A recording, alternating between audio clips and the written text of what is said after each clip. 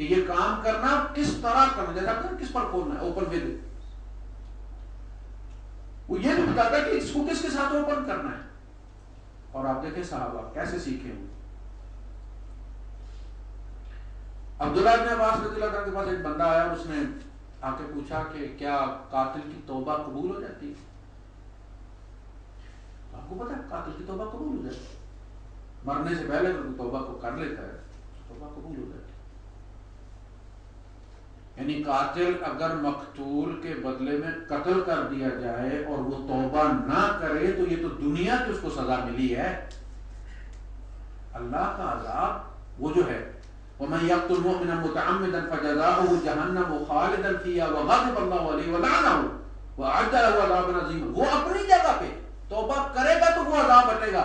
یہاں صرف گردن کٹ جانا ہے، پھانسی لگ جانا، وہ اس کا بدلہ نہیں ہے. وہ تو جو ماں باپ کا اس نے کمر توڑی ہے، ان کے جو مالی سہارا، ان کے دل کا ٹکڑا جو مارا ہے، وہ تو اس کی سزا میں مارا گیا ہے. اگر وہ توبہ کر لے، خالق کا بھی تو اس نے کچھ نقصان کیا نا، اس کی بنائی تصویر کو مٹا دیا، اس نے اس پر ہاتھ ڈالا. تو آپ نے یہی آیت اس کے سامنے پڑھی. آپ نے فرمایا میں تمہیں اللہ والا فتویٰ دوں جو اللہ پاک کہتا ہے. پھر آپ نے پڑھی وَمَن يَقْتُلْ مُؤْمِنًا مُتَعَمِّدًا فَجَزَاؤُهُ جَهَنَّمُ خَالِدًا فِيهَا وَغَضِبَ اللَّهُ عَلَيْهِ وَلَعَنَهُ وَأَعَدَّ لَهُ عَذَابًا عَظِيمًا. بندہ واپس چلا گیا. تو صحابہ میں سے کسی نے کہا کہ توبہ تو قاتل کی قبول ہو جاتی ہے اگر توبہ کرے وہ، تو آپ نے اسے کیا فتویٰ دیا؟ آپ نے فرمایا وہ اسی فتوے کے قابل ہے. اس نے ابھی قتل کیا نہیں تھا، مجھ سے فتویٰ پوچھ کے اس نے جا کے قتل کرنا تھا. کان فی عینہ شرارۃ الغضب، اس کی آنکھوں میں غضب بھڑک رہا تھا. وما کان فی عینہ شرارۃ الندم، اگر ندامت کی چمک ہو تو اس کی آنکھوں میں تو میں اسے توبہ کی طرف راغب کرتا. تو مفتی ایسے نہیں فتویٰ پھینک کے مار دیتا. اسی لیے عام طور پہ کہا جاتا ہے کہ جس بندے کا مسئلہ ہے اسی بندے کو بھیجا جائے تاکہ پھر اس کے احوال دیکھ کر فتویٰ دیا جائے. تو حکم بھی، اور اس حکم اب دیکھیں جن کو اللہ کے رسول صلی اللہ علیہ وسلم نے تربیت دی تھی ان کے اندر جرأت بھی ان کو دی تھی. ہمارے یہاں تو اپنے عالم کی کسی بات کے خلاف آپ بول نہیں سکتے، ورنہ سمجھا جائے گا کہ آپ اپنے مکتبہ فکر کے غدار ہیں، اپنے اکابر پر انگلی اٹھا رہے ہیں. یہ اللہ کی حد ہے چور کا ہاتھ کاٹنا. والسارق والسارقۃ فاقطعوا ایدیہما جزاء بما کسبا.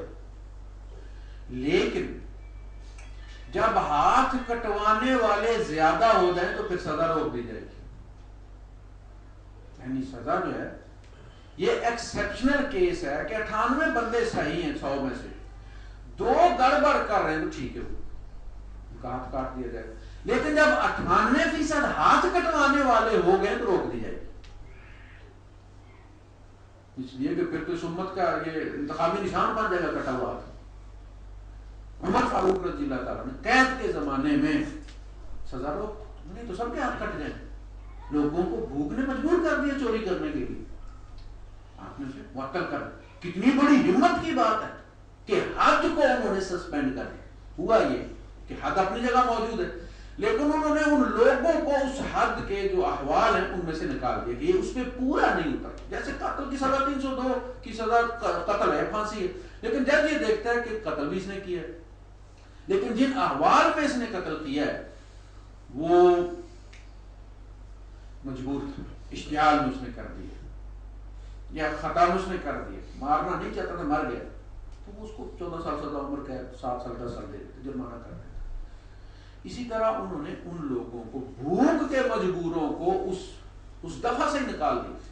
جیسے آپ کیا عدالت نے دفعہ توڑ دی، جنگل کی دفعہ گئے تو جانے کا کہ یہ تو لگتی نہیں بنتی نہیں، اس لیے اس نے دفعہ توڑ دی. عمر فاروق رضی اللہ تعالیٰ عنہ سے وہ دفعہ ہاتھ کاٹنے والی توڑ دی. اس قابل نہیں تو بندہ پیشہ بنا لیتا ہے اس کو اس کے لیے.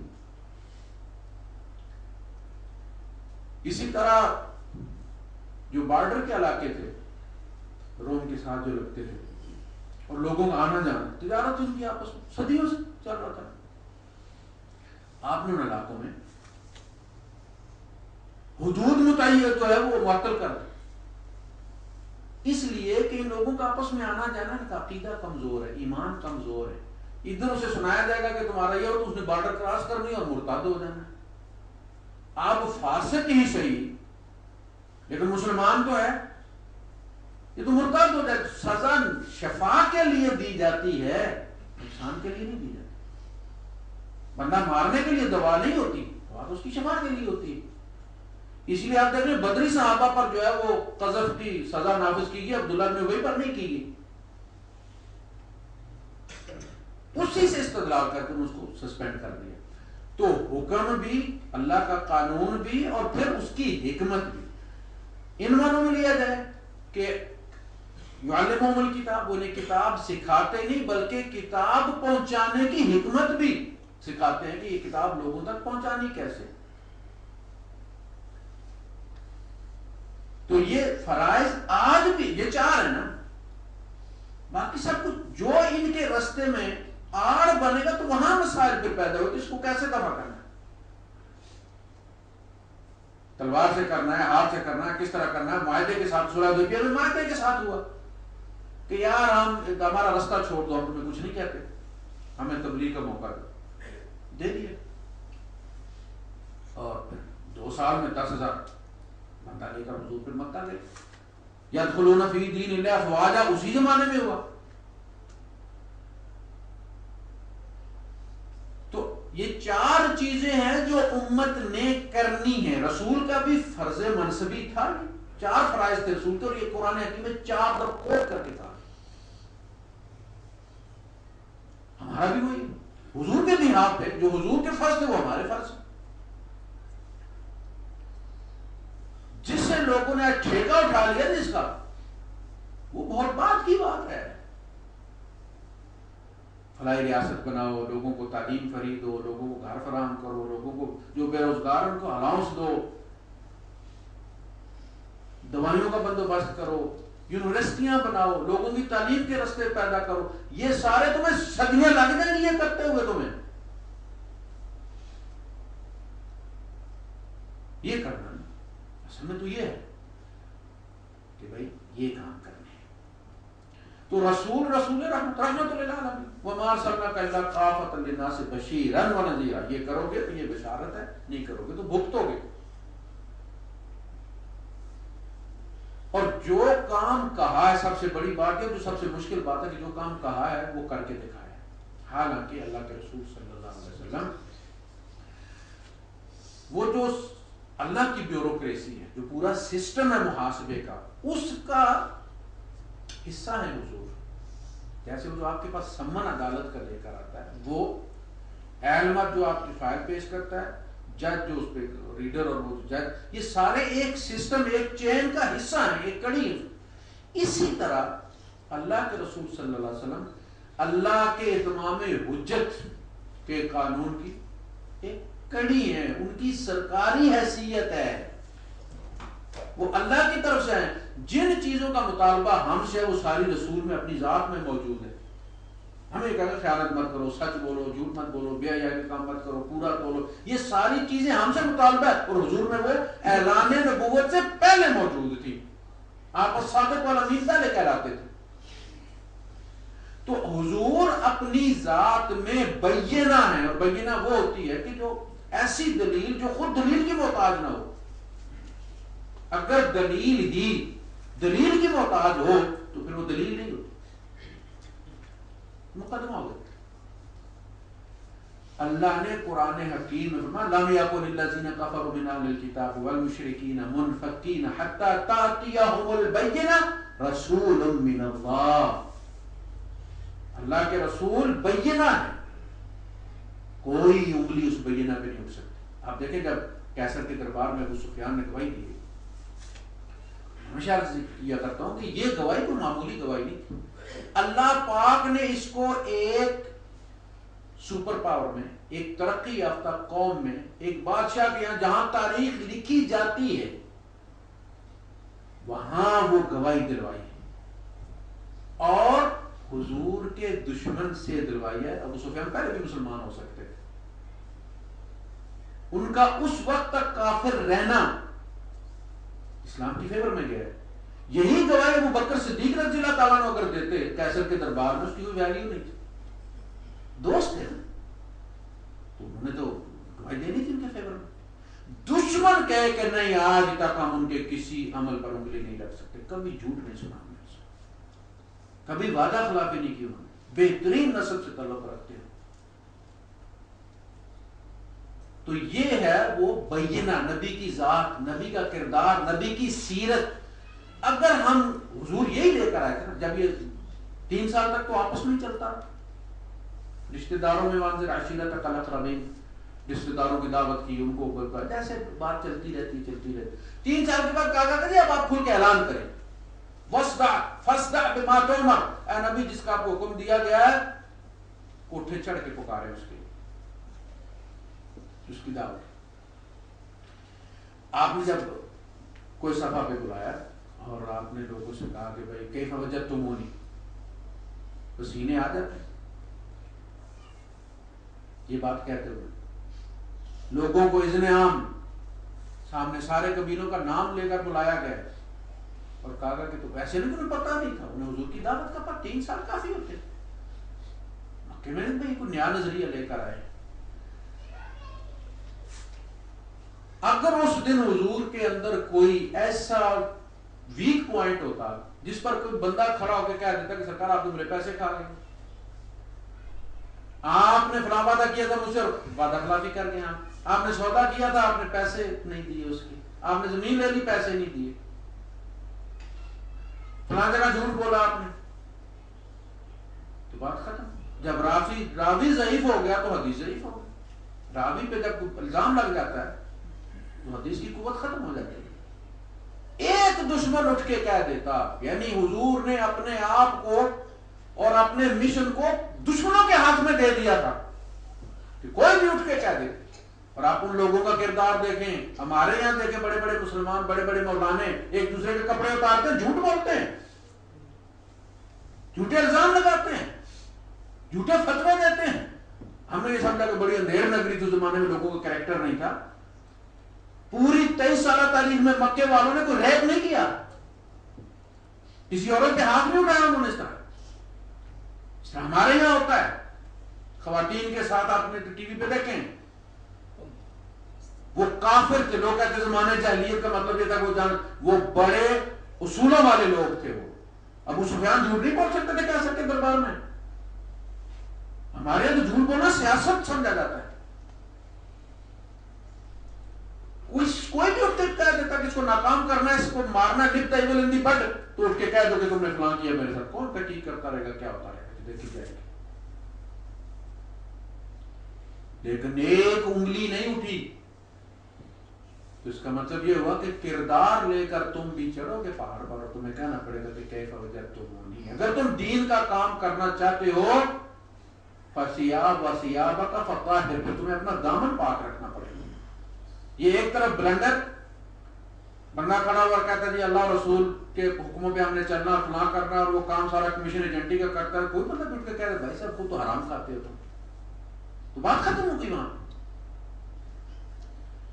تو دامن اپنا صاف رکھنا اس لیے کہ میرا کردار دین کی دعوت پر اثر انداز ہوگا, نبی کے دین کا رستہ رک جائے گا, وہ شاخ کٹ جائے گی. میرے حصے کی جو شاخ ہے, دین شاخوں سے نکل, کچھ میں پہنچاتا ہوں, کچھ آپ پہنچاتے ہیں. درخت اسی طرح درخت بنتا ہے, شجرات ٹہنیاں نکلتی ہیں, میں اپنے حصے کی ٹہنی کاٹ دوں گا, واقع نہیں پڑے گی میرے کردار کی وجہ سے.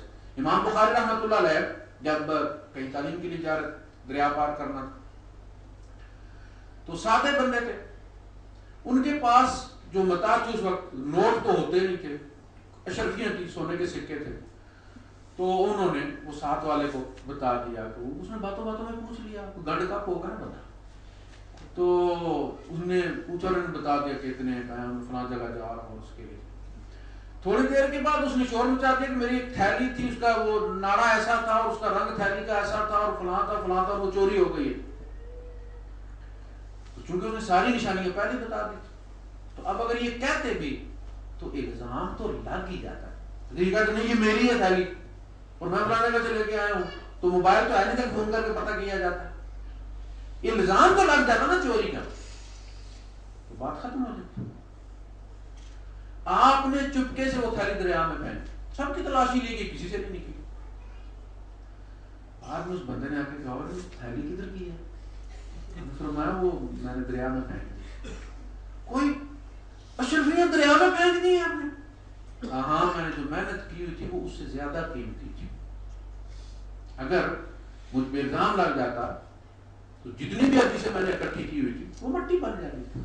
میں نے ان کے لیے وہ نقصان برداشت کر کہ ہم اپنے کردار کے لیے کہ کوئی انگلی نہ اٹھے، آپ جو کچھ ہم کر رہے ہیں یہ لے کر جب ہم کافروں کے پاس جائیں گے کہ تم بھی کھاؤ تاکہ تمہارا بھی، ایک بندے خود ہی وہ کوئی مالٹا اس نے کھایا اور اس کی آنکھوں میں آنسو آئے، دوسرے کو ایک پہاڑی کھاؤ تو اس کا حالت دیکھ کے کہ بھائی مہربانی اللہ تعالیٰ آپ کھائیے۔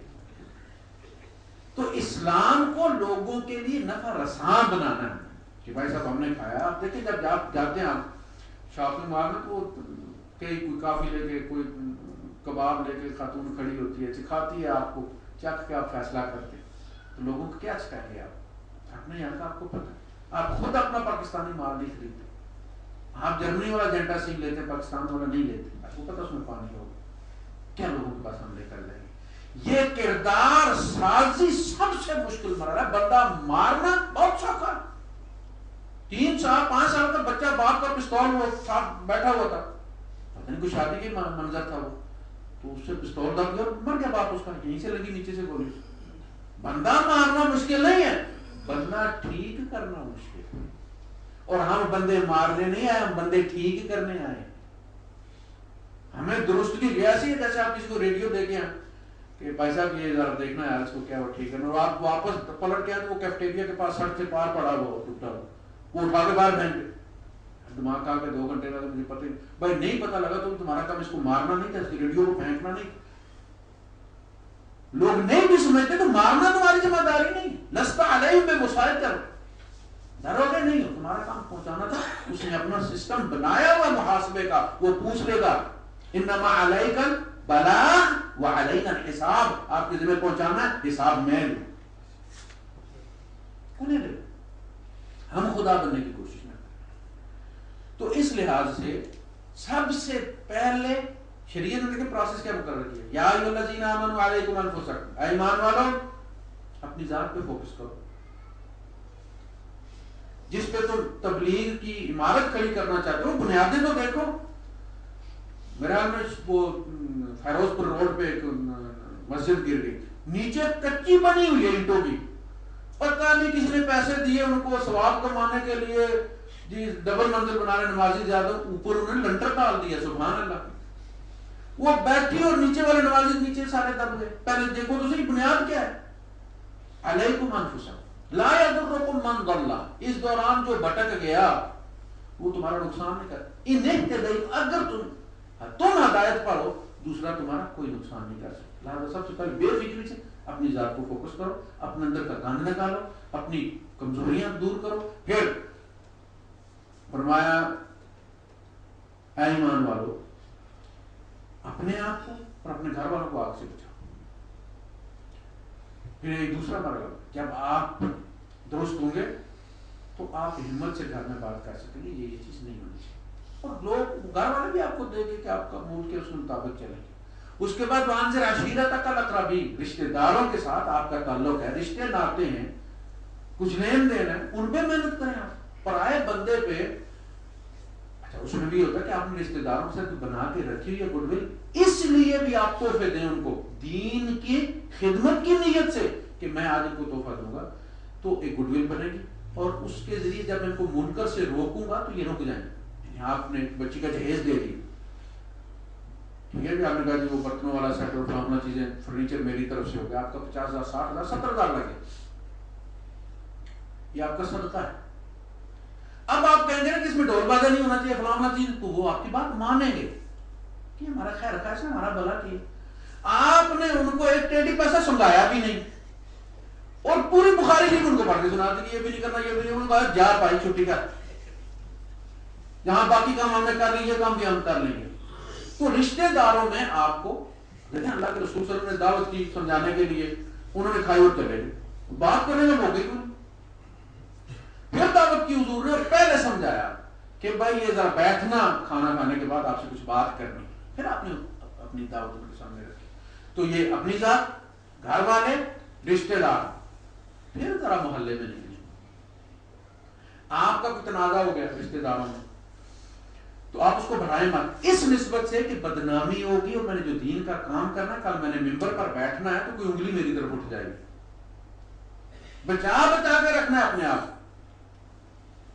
کس لیے؟ کہ دین کا کام کرنا. یعنی آپ اپنے آپ کو اوور ٹائم والا نہ سمجھیں کہ بھائی جب کبھی ٹائم نکلا تو موڈ بن گیا تو چلو جی آپ یہ کر لیتے، تبلیغ بھی کر لیتے. نہیں بھائی، اپنے آپ کو فل ٹائم سمجھو. ڈیوٹی پر بھی تم اپنے آپ کو اسی طرح سمجھو. دفتر والوں کے ساتھ گڈ ول بنا کے رکھو، کسی کی مدد کر دو. تب جب آپ بات کریں گے تو دفتر والے آپ کی بات بھی سنیں گے.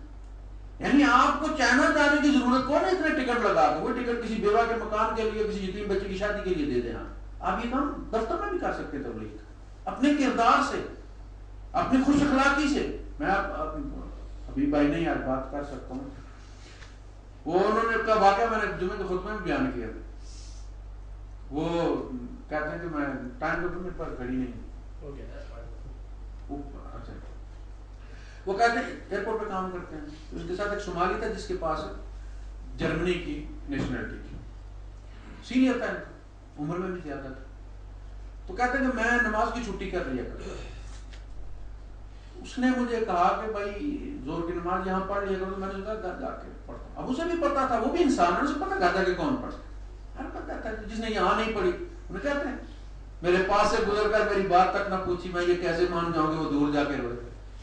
یہاں تو پڑھتے نہیں اور گھر جا کے یہ پڑھیں گے. کہتے ہیں کہ ایک دن نا اذان ہوئی اور اس بدر کیا کہ اٹھا، اٹھ کے اس نے آ کے سیدھا میرے پاس آیا. اصل میں میرا مسئلہ یہ تھا، میں نے اسے بتایا کہ یار یہاں پہ شوز کھولنا، ان کی تسمے جرابیں اتارنا، وضو کرنا، پھر اس کو پہننا، ایک درد سارا. میں گھر جا کے ایک دفعہ اتار کے وہ سلیپر پہنتا اور میں کر لیتا. جو ہی اذان ہوئی وہ صومالی جو ان سے سینئر تھا عمر میں بھی اور اس میں رتبے میں بھی، رینک میں بھی، وہ آیا رات کو. اس نے ان کی جوتے کے تسمے کھولنے شروع کر دیے. اس نے کہا کہ حبیب یہ میرا وعدہ ہے، تمہیں جوتے تمہارے روز اتارنا اور یہ دوبارہ تمہیں پہنانا، یہ میری ذمہ داری ہے، بس تم زور کی نماز یہاں پڑھ لیا. کہتے ہیں کہ مجھے اتنی شرم ہے یار، یہ بندہ میرے والد کی عمر کا اور یہ اس طرح سے کر رہا ہے دین کے لیے، کتنا درد ہے میرا. کہتے ہیں اس کے بعد الحمدللہ میں نے نماز نہیں چھوڑی. یہ ہے کردار اور عمل سے تبلیغ کرنا. انہوں نے وہ طرف، اس نے وہ جیسے آپ گاڑی کے ساتھ لگا کے وہ لیڈر تو سٹارٹ کرتے ہیں نا، اس بندے نے تسمے پہ ہاتھ رکھ کے سٹارٹ کر دیا. یہ ہے جو کام ہم کردار سے کر سکتے ہیں. لیکن ہم اس طرف توجہ نہیں دیتے. ہم یہ سمجھتے ہیں کہ ٹیکسی میں بیٹھے تو وہاں 2 گولے چھوڑے اور سمجھے کہ لوگ میں تبلیغ کر رہے ہیں، نہ مسلمان ہو نہ ہو، ٹھیک میرا کریڈٹ بڑھ گیا، جا کے فوراً مارا بھی کتنا ہو گیا. یہ نہیں، نیک نیتی سے اس کا بھلا سوچنا ہے، اپنے کریڈٹ کی فکر نہیں کرنی. وہ تو مثال دیتے ہیں کہ سرکاری وہ جو سلیپر ہوتے ہیں، آپ کو پتا وہ بھی سرکاری ملازم ہوتے ہیں، اور وزیر اعظم اور چیف جسٹس آپ کا بھی سرکاری ملازم ہوتا ہے. اگر آپ نیک نیتی سے فریضہ سمجھ کر کام کریں گے تو انشاءاللہ العزیز قیامت کے دن جہاں نبی اللہ کے یہاں اللہ کا کام کرنے والے گنے جائیں گے، ہم جیسے سلیپر بھی وہاں شمار کر لیے جائیں گے. سرکاری حیثیت میں یہ اللہ کے دین کا کام کرتے رہے. اللہ پاک مجھے بھی اس کی توفیق عطا فرمائے اور آپ حضرات کو بھی واقع بتاؤ.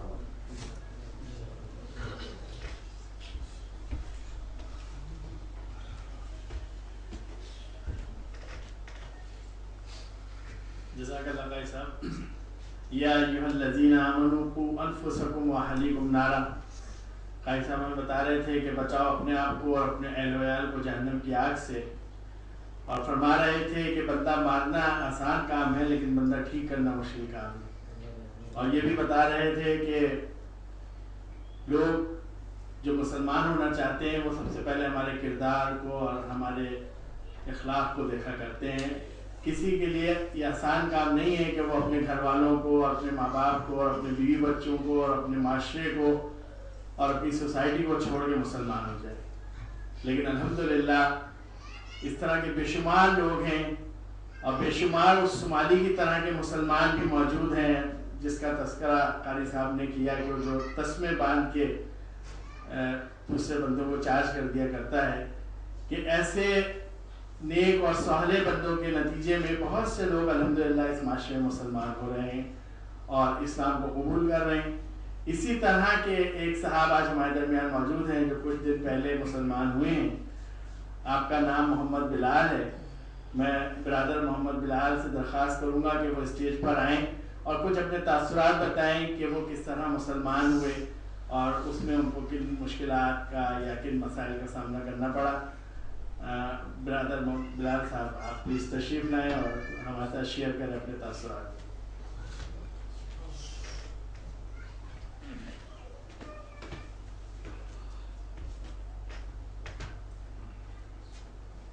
अस्सलाम वालेकुम रहमतुल्लाह। मेरा नाम मोहम्मद बिलाल अभी अल्हम्दुलिल्लाह। पहला मेरा नाम कुलविंदर सिंह सीगा। अभी अल्लाह ताला ने हदायत दे दिया तो अभी सलाम कबूल किया अल्हम्दुलिल्लाह। तो मैं 1 साल से ऊपर हो गया अल्हम्दुलिल्लाह सलाम कबूल हुए। तो पहला मैं सिख फैमिली तो सीगा, जट सीगा। तो पिंड में रहने वाले खेती खूती वाले पंजाबी पीर ला पंजाबी सब संग ठीक है।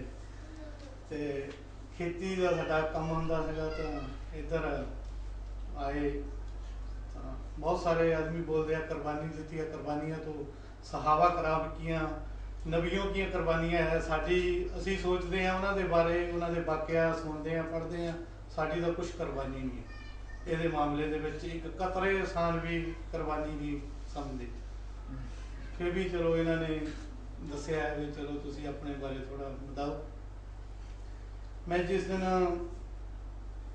कलमा पढ़िया सीगा, 3 दिन हुए सी मेरे को कलमा पढ़े को। 3 दिनों के बाद मैं मस्जिद में नमाज पढ़ने गया तो एक बांग्लादेश का आदमी बंगाली सी, उन्होंने दसिया भाई मैं अल्हम्दुलिल्लाह मुसलमान हो गया। मैनू तुसी नमाज का तरीका, कुछ वजू का तरीका, कुछ मेरे सवाल होंगे उन्होंने कुछ हल कर दिया करो। तो मैनू इत्थे मेरी कंपनी दे विच एक खान साहब सीगे, उनका नाम उस्मान सीगा। तो उन्होंने नाल मैं गलबात की तो मैं इस तरह मेरा दिल चाहता है भी मैं मुसलमान होना चाहना है, मैं कलमा पढ़ना चाहना है। तो वो पहली बारी तो उन्होंने गर्म हो गया मेरे नाल, कहते यार असी तुहाडे दीन नूं कदे तुहाडे मजहब नूं कदे असी बुरा भला किया, तुसीं साडे मजाक उड़ाने आ दीन दा वे तुहाडे सिखां दा काम नहीं नमाज़ां नमूज़ां पढ़नियां ना। तो मैं सोचा मैं कहा यार ये तो गर्म हो गया भी किस तरीके दे नाल इन्हां नाल गल कीती जावे। फिर कुछ दिन बाद वो खुश नज़र आया मैनू। तो मैं उन्होंने पूछा, मैं कहा सुमान भाई उस दिन तुसीं बुरा मान गए, मैं तो तुहानू मतलब इस तरीके दे नाल कहा सीगा मैनू तुसीं नमाज सिखा दिओ, तुसीं अल्हम्दुलिल्लाह मुसलमान है भी मैं तो वो सिख नहीं है जिस निगाह दे नाल तुसीं मैनू देखदे हैं। तो मेरा दिल करता है भी मैं नमाज पढ़ा, नमाज सीखा। मैं वैसे हर एक धर्म की पहला स्टडी की है क्योंकि मैनू धर्म दे विच किसी धर्म दे विच भी इदां दी कोई गल नहीं लगी जिहड़ा कि मैनू सुकून आवे। जिस गल दे विच मैनू रात नूं नींद नहीं सी आंदी। पूरा दिन मैं ट्रैक्टर चलाता सीगा, खेतों में हल पाउंदा सीगा, रात नूं किताबां पढ़नियां उन्हां दीयां जिस तरीके दे नाल उन्हां दी किताब दे विच लिखिया गया सीगा इस तरीके दे नाल इहदी पूजा करो, उस तरीके दे नाल मैं पूजा करता रहा। पर फिर भी रात नूं मैनू नींद नहीं आई। मेरे रिश्तेदारों ने कहना थोड़ी शराब पी लिया कर, ज़्यादा नहीं पिया कर, अद्धी गिलासी पी लिया कर, तेनू नींद आ जानी है। मैं कहा शराब पी के भी मैनू नींद ना आई तो इसका की फायदा? तुसीं तो पी के सौ जाने, साडी तो आदत बन गई है ना। हो सकता मैनू पी के भी ना नींद आवे तो फिर क्या हल है इस चीज़ का? तो मैनू दिल दे विच कोई ऐसी तमन्ना सीगी भी मैं कोई इदां दी चीज़ मैनू मिल जाए जिहदे नाल मैनू सुकून होवे, नींद आ जाए। तो कई दफ़ा अपने आप तो तंग भी हो जाना भी क्या जिंदगी है, की खड़ा है इस कोल ना। फिर हौली हौली करदे तां उस्मान भाई नूं मैं फिर गल की। उन्हें कहा भी मेरा एक दोस्त आ, ਉਹਦਾ अबू दुबई मस्जिद ਦੇ ਵਿੱਚ इमाम लगा है, मैं ਉਹਦੇ ਨਾਲ गल करांगा। मैं चलो ठीक आ, मैं ਉਹਦੇ ਨਾਲ चला गया उस दिन। उन्होंने जाके गल की, वो कहते भी अपने दिल नूं पक्का कर ਆਪਣੇ ਦਿਲ ਨੂੰ ਪੱਕਾ ਕਰ। ਸਾਡੇ ਇੰਡੀਆ ਇੱਕ ਮੌਲਵੀ ਸੀਗਾ, ਉਹਦੇ ਨਾਲ ਵੀ ਮੈਂ ਗੱਲ ਕੀਤੀ ਸੀ, ਉਹਨੇ ਵੀ 8 ਸਾਲ ਲੰਘਾਤੇ ਆਪਣੇ ਦਿਲ ਨੂੰ ਪੱਕਾ ਕਰ। ਮੈਂ ਬਥੇਰਾ ਕਿਹਾ, ਮੈਂ ਕਿਹਾ ਜੀ ਦਿਲ ਤਾਂ ਮੇਰਾ ਮੰਨਦਾ ਹੈ, ਪੱਕਾ ਹੈ, ਪਰ ਉਹ ਕਹਿੰਦੇ ਨਹੀਂ ਆਪਣੇ ਦਿਲ ਨੂੰ ਪੱਕਾ ਕਰ। ਇੱਧਰ ਆਇਆ ਤਾਂ ਇੱਧਰ ਪੂਰੀ ਸਿੱਖਾਂ ਦੀ ਫੈਮਿਲੀ ਸੀ, ਚਾਚੇ ਤਾਏ ਮਾਮੇ ਫੁੱਫੀ ਕੇ ਲੜਕੇ ਭਾਈ ਸੀਗੇ, ਸਾਰੇ ਖਾਲਾ ਕੇ ਲੜਕੇ ਇੱਕ ਕੰਪਨੀ 'ਚ ਕੰਮ ਕਰਦੇ ਸੀ। ਸ਼ਾਰਜਾ ਮੇਰੀ ਕੰਪਨੀ ਸੀ। ਅਲ ਫਰਦੋਸ ਦੇ ਨਾਲ ਜਿਹੜਾ ਮਦਰਸਾ ਸੀਗਾ, ਉਹਦੇ ਨਾਲ ਅਲ ਫਜ਼ਲ ਗੋਸ਼ ਮੀਟ ਪ੍ਰੋਡਕਟ ਕੰਪਨੀ ਦਾ ਨਾਮ ਸੀਗਾ, ਤੇ ਉੱਥੇ ਹੀ ਮੈਂ ਰਹਿੰਦਾ ਸੀ। ਮੈਂ ਫੋਰਕ ਲਿਫਟ ਚਲਾਉਂਦਾ ਸੀ ਉੱਥੇ ਕੰਪਨੀ ਦੇ ਵਿੱਚ। ਉਹ ਮੈਨੂੰ ਉਸ ਮੌਲਾਨਾ ਦੇ ਸਾਹਿਬ ਦੇ ਪਾਸ ਲੈ ਗਿਆ ਤੇ ਮੈਨੂੰ ਕਹਿੰਦੇ ਭਾਈ ਆਪਣੇ ਦਿਲ ਨੂੰ ਪੱਕਾ ਕਰ ਲਾ ਵੀ ਅਸੀਂ ਤੈਨੂੰ ਕਲਮਾ ਪੜ੍ਹਾ ਦਿਆਂਗੇ। ਕਰਦੇ ਕਰਾਉਂਦੇ ਉਹਨਾਂ ਨੇ ਵੀ 8 ਸਾਲ ਲੰਘਾਤੇ। ਇੱਕ ਦਿਨ ਮੈਂ ਉਸਮਾਨ ਨੂੰ ਕਿ ਹਰ ਇੱਕ ਬੰਦੇ ਨੂੰ ਮੈਂ ਕਹਿੰਦਾ ਸੀਗਾ, ਯਾਰ ਮੈਂ ਮੁਸਲਮਾਨ ਹੋਣਾ ਚਾਹੁੰਦਾ, ਨਮਾਜ਼ ਸਿੱਖਣੀ ਚਾਹੁੰਦਾ, ਇਹ ਲੋਕ ਮੈਨੂੰ ਕਿਉਂ ਨਹੀਂ ਬਣਾ ਰਹੇ ਮੁਸਲਮਾਨ? ਕੋਈ ਇਹਨਾਂ ਦੀ ਫੀਸ ਹੈ, ਕੋਈ ਪੈਸੇ ਲੱਗਦੇ ਆ, ਕੀ ਮਸਲਾ ਹੈ? ਮੈਂ ਜਾਨੀ ਸਧਾਰਨ ਤੌਰ ਤੇ ਬੰਦੇ ਨਾਲ ਗੱਲ ਕਰਦਾ ਰਿਹਾ। ਉਹ ਕਹਿੰਦਾ ਯਾਰ ਇੱਦਾਂ ਦੀ ਤਾਂ ਕੋਈ ਗੱਲ ਨਹੀਂ, ਵੀ ਪੈਸੇ ਪੂਸੇ ਤਾਂ ਕੋਈ ਨਹੀਂ ਲੱਗਦੇ। ਇੱਕ ਦਿਨ ਮੈਂ ਉਸਮਾਨ ਨੂੰ ਕਿਹਾ, ਮੈਂ ਕਿਹਾ ਉਸਮਾਨ ਭਾਈ ਜਿੱਦਣ ਮੌਲਵੀ ਖੁਤਬਾ ਦਿੰਦਾ ਨਾ ਮਸਜਿਦ ਦੇ ਵਿੱਚ, ਅੱਜ ਜਾ ਕੇ ਮੈਂ ਉਹਦਾ ਮੈਕ ਖੋਲੂੰਗਾ ਜਾ ਕੇ, ਤੇ ਮੈਂ ਕਿਹਾ ਮੈਂ ਉਹਨਾਂ ਨੂੰ ਪੁੱਛੂੰਗਾ ਜਾ ਕੇ ਵੀ ਤੁਸੀਂ ਮੈਨੂੰ ਮੁਸਲਮਾਨ ਕਿਉਂ ਨਹੀਂ ਬਣਾਉਣਾ ਚਾਹੁੰਦੇ? ਮੇਰਾ ਦਿਲ ਕਰਦਾ ਆ। ਇਹ ਲੋਕ 8 ਸਾਲ ਉਸ ਮੌਲਵੀ ਨੇ ਨਿਗਾਹਤੇ, 8 ਸਾਲ ਇਹਨੇ ਨਿਗਾਹਤੇ। ਮੈਂ ਕਿਹਾ ਮੇਰੇ ਰੂਮ ਦੇ ਵਿੱਚ ਕੁਰਾਨ ਆਪਸ ਬੰਦਾ ਰਹਿੰਦਾ ਆ, ਮੈਂ ਉਹ ਤੋਂ ਕੁਰਾਨ ਪੂਰਾ ਆਪਸ ਕਰ ਲੈਣਾ ਸੀ 8 ਸਾਲਾਂ ਦੇ ਵਿੱਚ। ਇੱਕ ਮੈਂ ਹਰੂਫ ਵੀ ਸਿੱਖਦਾ ਤਾਂ 8 ਸਾਲਾਂ 'ਚ ਤਾਂ ਮੈਂ ਕਰ ਲੈਣਾ ਸੀ ਆਪਸ ਪੂਰਾ। ਫਿਰ ਮੈਂ ਲੋਕਾਂ ਦੀਆਂ ਮਿੰਨਤਾਂ ਕਰੂੰਗਾ, ਯਾਰ ਮੈਨੂੰ ਤੁਸੀਂ ਇਹ ਸਿਖਾ ਦਿਓ, ਇਹ ਸਿਖਾ ਦਿਓ। ਤੇ ਉਹ ਕਹਿੰਦਾ, ਮੈਂ ਕਿਹਾ ਮੈਂ ਉੱਥੇ ਜਾ ਕੇ ਬਿਆਨ ਕਰਾਂਗਾ, ਫਿਰ ਮੈਂ ਪੁੱਛਾਂਗਾ ਵੀ ਕੀ ਗੱਲ ਆ ਬਈ, ਕੋਈ ਫੀਸ ਆ ਤਾਂ ਮੈਨੂੰ ਦੱਸੋ, ਸਾਡੀ ਮੈਂ ਦੇਣਾ ਬਈ, ਕੋਈ ਜੋ ਹਿਸਾਬ ਕਿਤਾਬ ਆ ਤਾਂ ਕੋਈ ਮਸਲਾ ਨਹੀਂ ਹੈ। ਉਹ ਕਹਿੰਦਾ ਨਹੀਂ ਇਸ ਤਰ੍ਹਾਂ ਨਹੀਂ ਕਰਨੀ, ਅੱਜ ਚੱਲਾਂਗੇ ਮੌਲਵੀ ਦੇ ਕੋਲ। ਚਲੋ ਠੀਕ ਆ। ਫਿਰ ਮੈਨੂੰ ਲੈ ਗਿਆ ਤਿਆਰ ਤੁਰ ਕਰਕੇ। ਬਾਲ ਮੈਂ ਪਹਿਲਾਂ ਹੀ ਕਟਾ ਛੱਡੇ ਸੀਗੇ, ਬਾਲ ਮੇਰੇ ਖੜਾ ਹੁੰਦਾ ਜਿਹੜਾ ਗਿੱਟਿਆਂ ਨੂੰ ਲੱਗਦੇ ਸੀ। ਤੇ ਪਹਿਲਾਂ ਇੰਡੀਆ ਦੇ ਵਿੱਚ ਬੜੀ ਕੋਸ਼ਿਸ਼ ਕੀਤੀ ਕਟਾਉਣ ਦੀ, ਡਾਕਟਰ ਦੇ ਪੇਪਰ ਵੀ ਲਿਖਾਏ। ਮੇਰਾ ਬਾਪ ਕਹਿੰਦਾ ਸੀ ਡਾਕਟਰ ਨੂੰ, ਕਹਿੰਦਾ ਬਾਲ ਨਹੀਂ ਕੱਟਣੇ, ਇੱਥੋਂ ਇਹਦੀ ਗਰਦਨ ਕੱਟ ਦੇ, ਬਾਲ ਨਹੀਂ ਕੱਟਣਾ ਇੱਕ ਵੀ। ਸਿੱਖਾਂ ਦਾ ਅਸੂਲ ਆ, ਜਦ ਤੋਂ ਬੱਚਾ ਜਨਮਦਾ ਤੇ ਅਖੀਰ ਤੱਕ ਬਾਲ ਨਹੀਂ ਕੱਟਦੇ, ਇੱਥੋਂ ਲੱਗ ਕੇ ਬੇਸ਼ੱਕ ਗਿੱਟਿਆਂ ਤੇ ਕਿਉਂ ਨਾ ਲੱਗ ਜਾਣ ਬਗਲਾਂ ਦੇ ਬਾਲ। ਤੇ ਉਹਨਾਂ ਨੇ, ਮੈਂ ਬਿਮਾਰ ਹੋ ਗਿਆ, ਇੱਥੇ ਆ ਕੇ ਸਿਰ 'ਚ ਦਰਦ ਹੋਣਾ ਸ਼ੁਰੂ ਹੋ ਗਿਆ, ਨੀਂਦ ਨਹੀਂ ਸੀ ਆਉਂਦੀ ਰਾਤ ਨੂੰ। ਡਾਕਟਰ ਤੋਂ ਪੇਪਰ ਲਿਖਾਇਆ, ਆਪਣੇ ਬਾਪ ਨੂੰ ਦਿੱਤਾ, ਤੇ ਜਦ ਉਹਨੇ ਮੇਰੀ ਸ਼ਕਲ ਦੇਖੀ ਤਾਂ ਮੈਂ ਬਾਲ ਬੂਲ ਕਟਾਇਆ ਸਾਰਾ ਕੁਛ, ਦਾੜੀ ਦੂੜੀ, ਕਿਉਂਕਿ ਮੈਂ ਇਸਲਾਮ ਦੇ ਕਬੂਲ ਕਰਨਾ ਸੀਗਾ, ਇੱਧਰ ਆਉਣਾ ਸੀਗਾ। ਤੇ ਉਹ ਕਹਿੰਦੇ ਸੀਗੇ ਤੈਨੂੰ ਬਾਲ ਕਟਾਣੇ ਪੈਣੇ। ਮੈਂ ਕਿਹਾ ਕੋਈ ਗੱਲ ਨਹੀਂ, ਬਾਲਾਂ ਦੀ ਕਿਹੜੀ ਗੱਲ ਹੈ, ਹੁਣੇ ਕਟਾਣੇ। ਤੇ ਬਾਪ ਨੇ 4-5 ਦਿਨ ਮੇਰੇ ਨਾਲ ਕੋਈ ਗੱਲ ਨਹੀਂ ਕੀਤੀ, ਭਰਾਵਾਂ ਨੇ ਕੋਈ ਗੱਲ ਨਹੀਂ ਕੀਤੀ, ਬੜੇ ਗੁੱਸੇ ਦੇ ਨਾਲ ਮੈਨੂੰ ਦੇਖਦੇ ਰਹੇ ਹੋ। ਤੇ ਚਲੋ ਬਾਲ ਕਟਾ ਤੇ 2-4 ਦਿਨ ਬੀਤੇ ਤਾਂ ਉਦੋਂ ਉਸਮਾਨ ਨੂੰ ਮੈਂ ਨਾਲ ਲਿਆ। ਜੁਮੇ ਵਾਲਾ ਦਿਨ ਸੀਗਾ, ਅਸੀਂ ਮੌਲਵੀ ਦੇ ਕੋਲ ਚਲੇ ਗਏ। ਮੌਲਵੀ ਸਾਹਿਬ ਮਸਜਿਦ ਤੋਂ ਬਾਹਰ ਆਏ ਤਾਂ ਮੈਨੂੰ ਪੈਂਦੀ ਸੱਟੇ ਕਹਿੰਦੇ ਵੀ ਦਿਲ ਪੱਕਾ ਹੈ, ਦਿਲ ਨੂੰ ਪੱਕਾ ਕੀਤਾ। ਜਦ ਉਹਨੇ ਦਿਲ ਦਾ ਨਾਂ ਲਿਆ ਪੱਕੇ ਤਾਂ ਮੈਨੂੰ ਗੁੱਸਾ ਆ ਗਿਆ। ਮੈਨੂੰ ਇੰਨਾ ਗੁੱਸਾ ਆ ਗਿਆ, ਮੈਂ ਕਿਹਾ ਮੌਲਵੀ ਸਾਹਿਬ ਇਹ ਦਿਲ ਨੂੰ ਕੀ ਕਰ ਦੂੰਗਾ ਮੈਂ? ਕੰਕਰੀਟ ਕਰ ਦੂੰ, ਇੰਟਰਲੌਕ ਲਾ ਦੂੰ, ਇਹਨੂੰ ਤਬੂਕ ਲਾ ਦੂੰ, ਕੀ ਕਰੂੰਗਾ? ਇੱਕ ਕੰਮ ਤੁਸੀਂ ਕਰਨਾ ਚਾਹੁੰਦੇ ਆ, ਮੈਂ ਤੁਹਾਨੂੰ ਕਹਿੰਦਾ ਵੀ ਤੁਸੀਂ ਸਬੂਤ ਦਿਓ, ਦਿਲ ਪੱਕਾ ਕਰੋ। ਕੀ ਤੁਸੀਂ ਸਬੂਤ ਦੇ ਦੋਗੇ ਮੈਨੂੰ? ਇਹ ਕਹੋਗੇ ਭਾਈ ਮੇਰਾ ਦਿਲ ਮੰਨਦਾ ਹੈ, ਮੈਂ ਕੰਮ ਕਰਨ ਨੂੰ ਤਿਆਰ ਹਾਂ। ਤੇ ਇੰਨੀ 'ਚ ਮੈਂ ਉਹਨਾਂ ਦੇ ਨਾਲ ਗਰਮ